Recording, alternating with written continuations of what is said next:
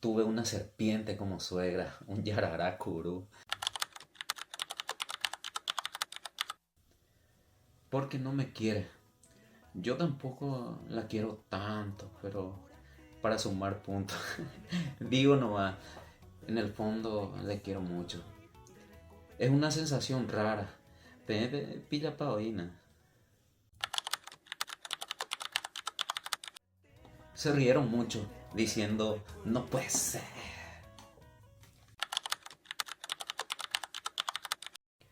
No pensé que iba a tener tanto impacto.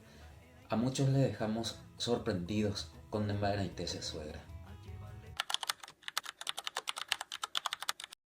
Hubo mucho debate, muchos comentarios como tuve una serpiente como suegra, un yararacurú, y otros comentaron que tuvieron un encanto de suegra. También llegaron mensajes llamando más falso que billete de 2000 pesos. Música para la suegra es medio raro. Primer yerno que ama a su suegra. Le quiero conocer a tu suegra. Será pico cierto.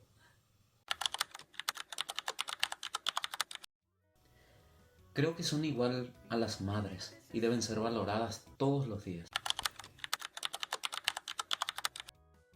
Claro, incluso tenemos muchos temas en las plataformas. Pueden buscar Mimados de Paraguay.